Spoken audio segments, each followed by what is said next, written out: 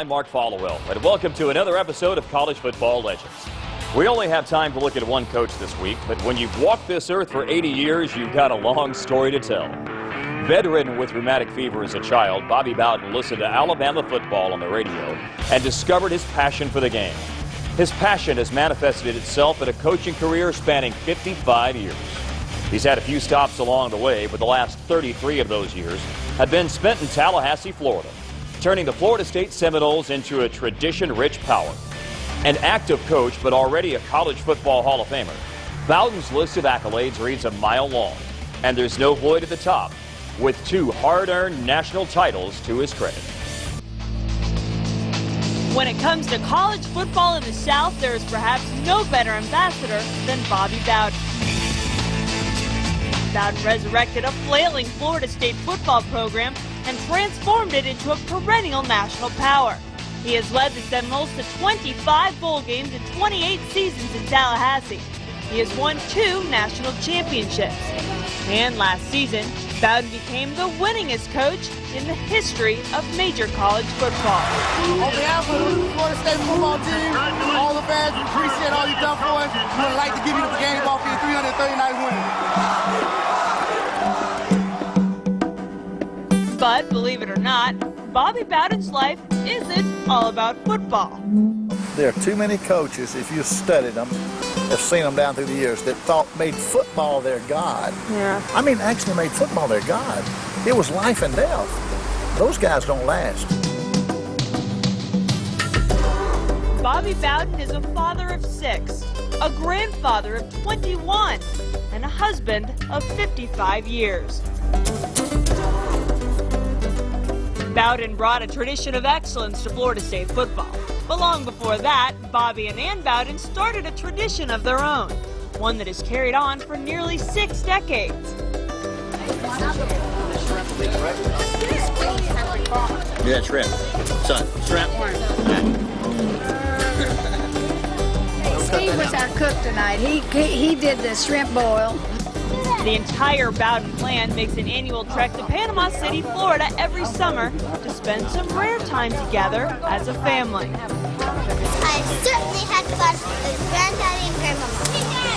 And all my cousins and uncles and aunts. These children, I'm telling you, having 3 of my own, this is the event of their year. When are we going to Panama City? When are we going to get to Panama City? It's amazing. You got 12 months. It seems like there's 6 months where you just build up to be with a family again at vacation, because we have been coming down here ever since Ann and I were children. We start off with Ann and I, then the 6 children, then their husbands and wives, then their children. Now there's 35 of us. You know, I think family is the very fiber of our country, and this is the one time of the year that we can all come together and be together. And it's kind of a, you know, unwritten code. You come, you're here. And it's not easy. Especially when you consider that Bobby Bowden is not the only one in the family with a demanding football schedule. Tommy Bowden is the head coach at Clemson University. Jeff Bowden is Florida State's offensive coordinator. And Terry Bowden was the head coach at Auburn before heading into the world of television. But the more you get to know the Bowden family, the more you begin to realize that this first family of football has a different head coach at home. My mother runs everything. When mother calls, you best come home. She's the one that says if you want to stay in the family, you show up. Your head coach at home seems to be Ann. You noticed that too, didn't you, huh? Anybody that knows me and my family, all the guys I went to school with, they know who the boss is at my house. All of my children, they know who the boss is. It's Ann Bowden. Well, I mean, this is my team. You know, of course, he's the assistant coach here. And I don't deny, I do run my family. And I am the head coach of my family, and I call the plays. That's Ann. I mean, she's very well organized, and she is really a great mother and a football wife. You cannot survive this game if your wife is not a football wife. Define that. Well, it's just, and that's a good question, define it. It's a wife that is willing to stand in the background and run that family while he's out coaching and doing the things he needs to do Does it also mean you got to like the game a little bit, too? No, hey, and Ann's always been a competitor. Well, that's what they've been wanting him to do, to sit back there and pocket and wait. And I told Bobby, I said, well, he doesn't want to get sacked. That's why he runs. And you can tell it if you're a watcher of the ball game. Oh. And lately, it's been one ball game in particular that's torn Ann Bowden up more than any other. I don't know whether to be happy or sad. The Bowden Bowl has become a national phenomenon. I just want it to go back and forth and back and forth and back. Especially after Tommy pulled off a huge win over dear old Dad last season. He got one of the biggest wins of his career. I couldn't even enjoy it. I was mad at him, you know. Competitive to the core, the Bowdens know how to take it to each other, both on the football field and, well, wherever else they happen to be. The lesson Terry and I try to teach them every year is how to lose with class.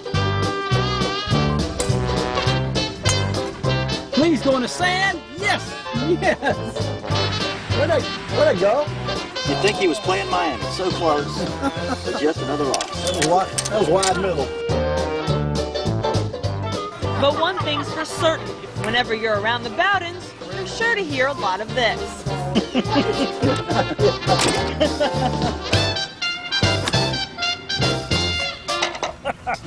The strength behind this first family of football lies in the fact that the Bowdens truly are a family. I mean, they think of Bowden, think of college football, but in our family, we think of our brothers and sisters and our children. Yeah, family's important to us, and that's kind of what we're all about. I have tried real hard to keep our families together. I mean, I just think families are where it's all at. And when things don't go right, you've got your family to stand by you. Hi, it's Phil. I like the good old boy image that my dad has. He's never caught a fish in his life. He doesn't know how to use a hammer.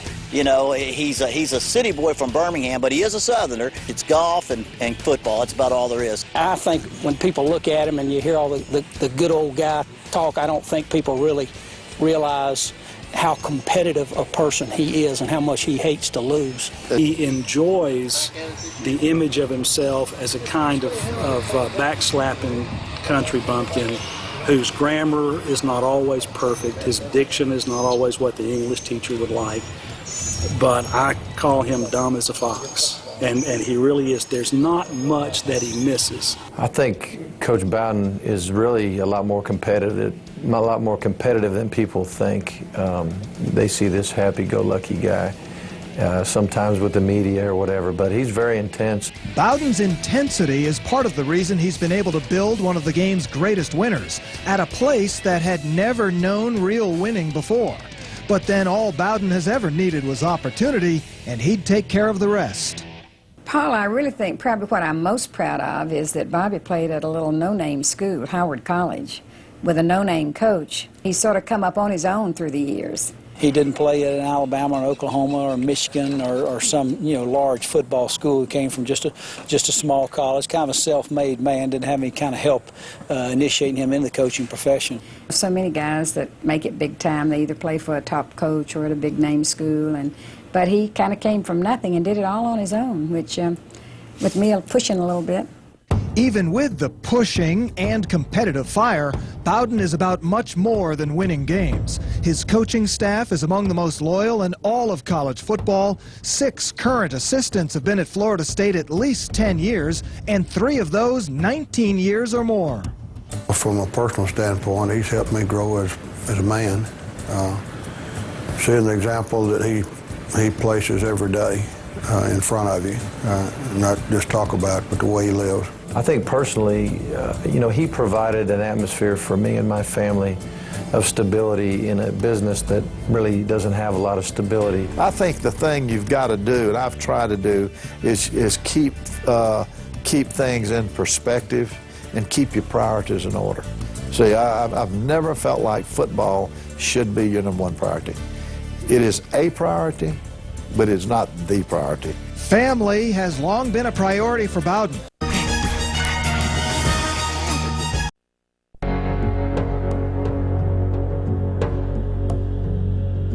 Nothing has come easily for Bobby Bowden. Before the national championships, he had to endure the kind of heartbreak that can be summed up in 2 words: wide right. In 1991, Bowden had Florida State ranked #1 in the country from opening day all the way to a November meeting against Miami, which was ranked #2. With less than 30 seconds to play, the Seminoles missed a 34-yard field goal as Miami won 17-16 and went on to a 12-0 national championship season. Then the next year, in Miami, different kicker, same result. Wide right on the game's final play as Florida State would lose 19-16 and finish the season ranked #2 in the nation at 11-1. National championship contenders were far from Bowden's first Division I head coaching job. It came in 1959 at his alma mater, Howard College in Birmingham, now known as Samford. After 4 successful seasons, he left to become an assistant at Florida State.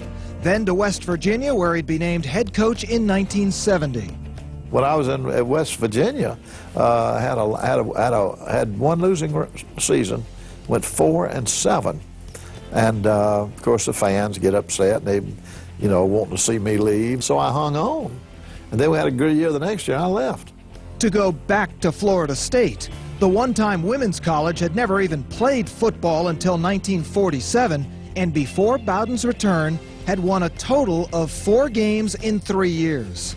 Florida State, when I came here, well, it's like all jobs. When you're out changing jobs, you don't want one of them good jobs. You don't want one of them jobs where they're 11-0, because when you get it, you can't go but one way it's down. So the ideal thing is to get a job that has potential but is down. So that's about the way I came to Florida State. When we came to Florida State, I really didn't feel like that was a big enough job for him. I thought he was ready for bigger things. I think in his mind, he thought maybe he'd use it as a stepping stone. When I came here, it was the idea that I wouldn't stay at Florida State. I'll come down there and get to see my old friends again and get back to Alabama, either Auburn or Alabama somehow. And the funny thing about it is, since I've been back, I have been offered the job at Alabama and Auburn both in an informal way. I was very tempted to go back to Alabama in 1987, when Perkins left, but they didn't offer me the job. I'm glad they didn't, because if they had, I might have taken it. Instead, Bowden was creating his own winner, the likes of which college football had never seen before. Foul ball! No!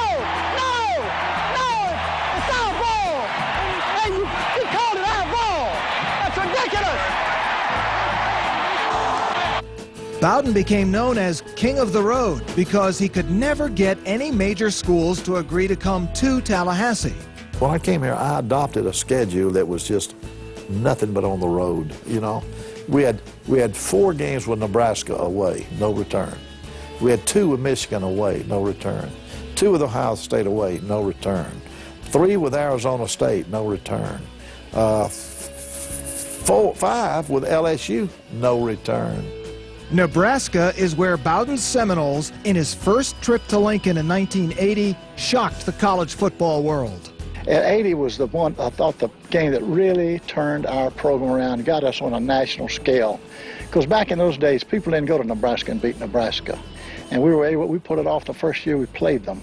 And I think that kind of put Florida State on the map. I remember the game very well. We were behind 14-3 at the half and came back. I think we shut them down the second half and beat them.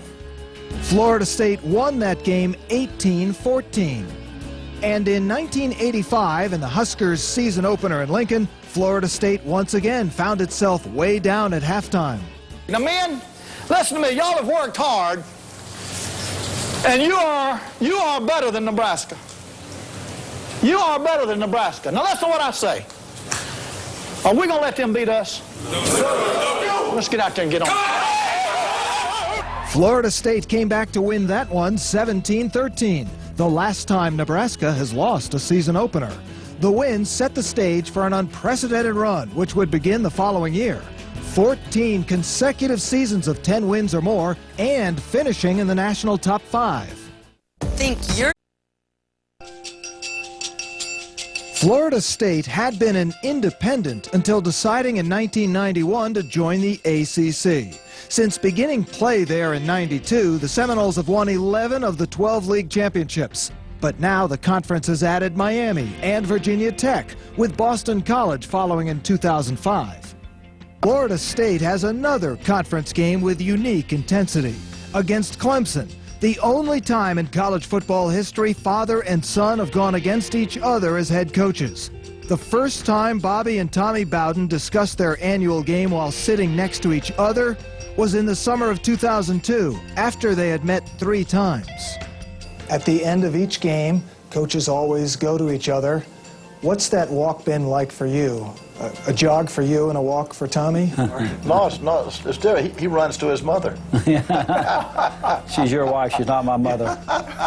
Till she cheers for me, I don't claim her. Tommy, do you find yourself discussing things like retirement more than you used to, or encouraging it perhaps? I don't discuss it to his face, but I bring it up behind his back. No, I don't mention it while he's around. It's when he's not around. Just to recruit when he's not around. But the strains of winning and losing cannot be laughed away. What's the hardest part for you? Losing. Well, you know, and like I say, our profession is pretty much black and white. It really does come down to wins and losses, period. And it'll happen. It'll happen a lot of times when least expected. But right now, we've got the upper hand. We've had it for, he's not the only team we've had the upper hand on. And we don't plan to let up. You know, I mean, it's not like, well, we'll just let up. No, we don't do that either. When Tommy beats us, he's going to have to be better. Tommy did beat his father in 2003, and as Bobby predicted, it came when least expected. Florida State was back on top of the conference, and Clemson had been struggling, but the Tigers dominated 26-10, and Tommy not only saved what had been a job in jeopardy, but earned ACC Coach of the Year honors and a new contract. Now that Bobby Bowden has reached his mid-70s, retirement is a subject that seems to follow him everywhere. I don't remember a day of my life where I considered or thought about or planned for, oh good, I'm going to retire next year or 2 years or 3 years, you know.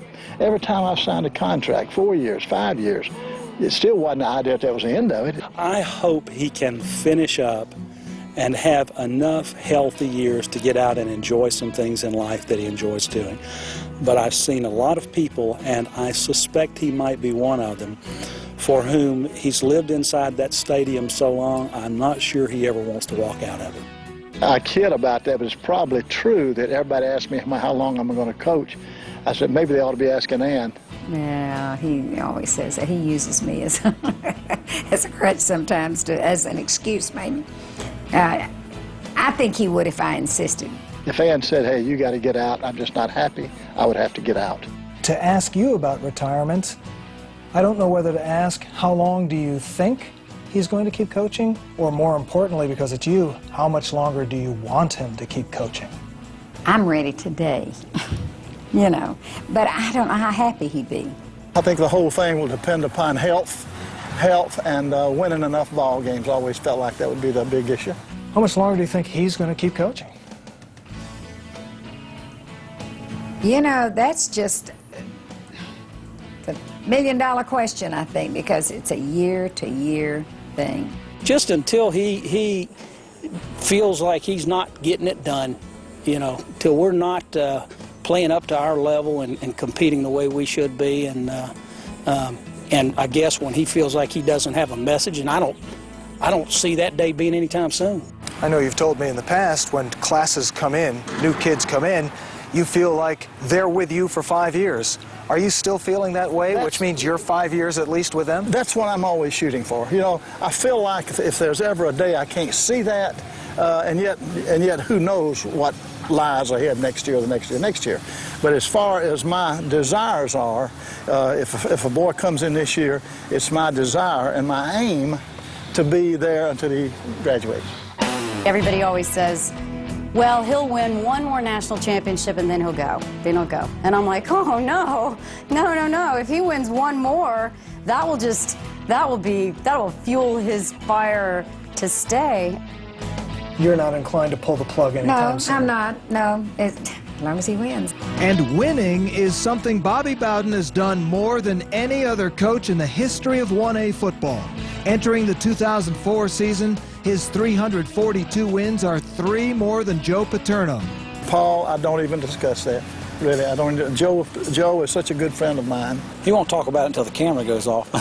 No, he doesn't mention much, but you know it's got to be important. Him and Coach Paterno both have, renewed contracts and got extensions, so they're in it till they die on the field. It's kind of fun. It's kind of fun. It's not something you plan for. It's something that just happens. I never cared up until he got real close. And then I'm sure Joe Paterno's family feels the same way, and whoever the next person is, if they ever come along.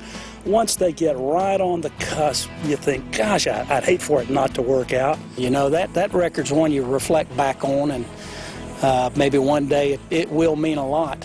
But Joe Pa's still coaching, so it's there. The battle still goes on. I can't imagine Joe Paterno or my father making a career out of football, one of the most competitive businesses you can be in, and want to come in second. I like Joe enough to not care a whole lot, and I think I think both of us are very happy in the boat we're in with the people we're in with, But you're happy that it belongs to you, and I'm guessing you'd like to keep it. Well, yes, no doubt about it. You'd like to keep it, and so if it happens, it'll happen. But I promise you, Paul, it's not something I would lose 1 minute of night sleep over.